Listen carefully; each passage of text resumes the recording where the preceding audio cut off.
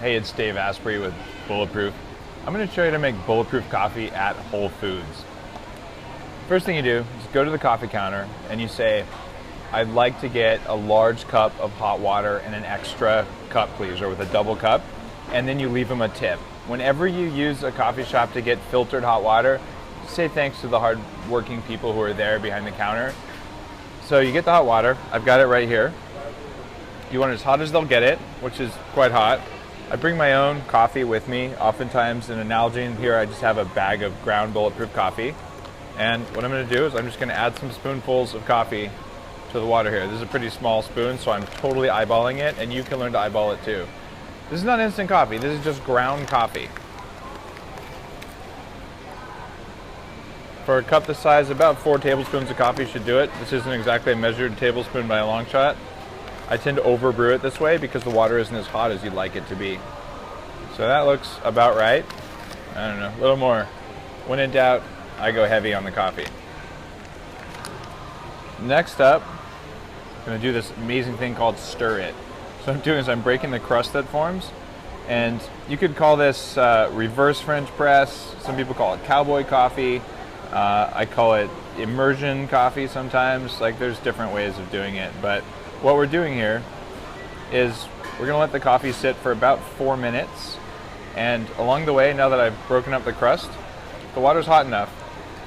You just do this. You tap it on the side, and as the coffee gets saturated with water, the coffee will just drop to the bottom, and doing this, setting the cup down, just kind of tapping it. This is just making gravity push the coffee down. You can tell it's fresh ground. It's got crema, the coffee foam forming on the top. In about another 3 minutes or so, the coffee is almost all going to be concentrated on the bottom where all the grounds are, and on the top we're going to have just clean coffee. Then I'm going to take this extra coffee cup, thoughtfully provided by Allegro Coffee Roasters, and we're going to pour the coffee, just the clean coffee off the top, into this. So we'll cut for a minute, and as soon as the coffee is ready, I'll show you what it's like to have it come down. In the meantime, what I'm going to do is every now and then, I'm just going to tap like this, so gravity will just pull those heavier granules down, and every now and then I might stir it until I only see clear coffee and some foam from the coffee on the top, that crema, the coffee oils. This will taste just like a nice French press. All right, I'm back. It's been about 2 or 3 minutes, and you look at the top of the coffee here, it's changed. So see how all the bits of coffee that were floating have now gone down, but there's still coffee that's in the top. So what I want to do is keep stirring and tapping until the ground coffee sinks to the bottom. So this isn't quite ready yet. All right, here's the next step on making bulletproof coffee. I'm brewing it myself without even having a filter. So this is a cup of coffee right here where I just added the coffee. See how it's floating on top? This is a cup that's been sitting for 4 minutes, and when I scoop out some of the coffee, most of it has fallen down. So if I can do that again, there's a few pieces floating on top, and if the water was hot enough, that won't be an issue here. Next up, you take the coffee and you decant it.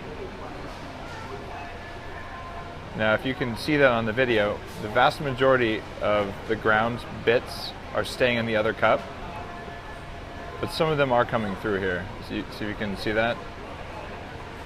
That's all right, because now, if you look inside that cup, most of the ground coffee's there, and there's a little bit left in this cup. We're not going to have perfectly filtered coffee. We're going to have coffee that's good enough filtered, which is the idea. So now I'm dropping it again. This is really using the force of gravity, just inertia, to get the denser coffee grounds to settle to the bottom. Now you'll notice this cup was full. This cup, I've lost a good amount of the volume. You lose about 20% of the volume here. Now this is a really important trick if you don't do this right.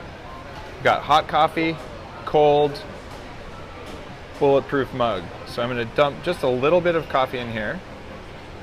This is to heat it up. Preheating your mug is all the difference between lukewarm coffee and good coffee. Now, another thing, when you shake in here, it's going to make pressure. So before you drink it, push the button to let the pressure out. And then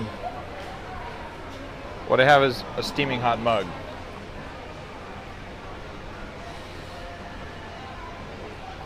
Next up, Whole Foods sells Kerrygold butter. So I bought some of that here. Thank you, Whole Foods, for being such an awesome butter dealer. So, opening it up, whacking off some butter.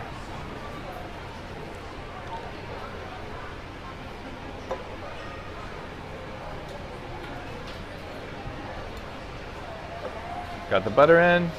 Next up, Brain Octane oil. This is a new travel size. We just launched this, and I just throw a few of them in my luggage, put them in a little Ziploc bag, carry it on. And if you don't want it to spill, this is an amazing trick. The stuff doesn't grow bacteria at all very well. It's actually used as an antimicrobial in some environments. So all I'm gonna do is put my finger on top of it like you would soy sauce in a traditional Japanese restaurant. Turn it upside down, tip the finger so it runs down my finger. On free pouring, don't overdo it. We don't want disaster pants. Check that out, no drip down the side.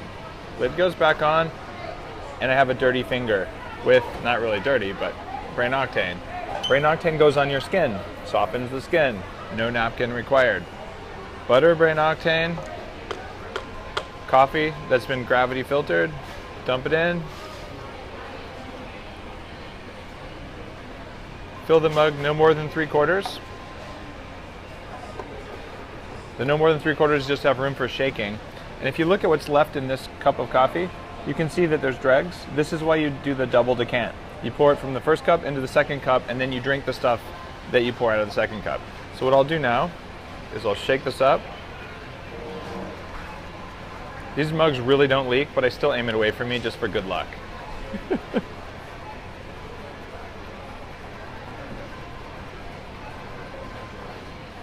Now, what we should have in here is Bulletproof coffee, good for the rest of the day. I do this in my hotel room every morning. I go to Whole Foods, I go to Starbucks, anywhere that's going to give me good quality hot water.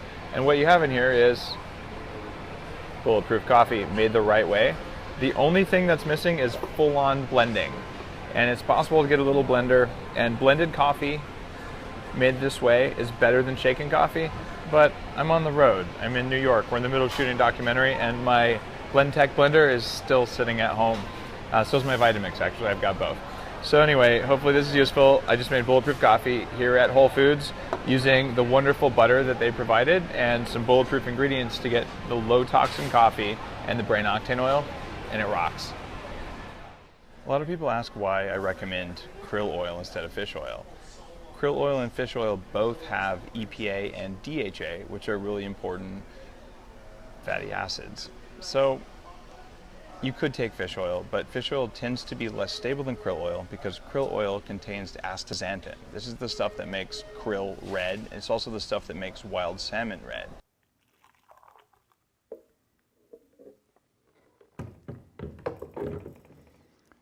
See the head of foam that's formed on it? This is similar to what you get with a latte.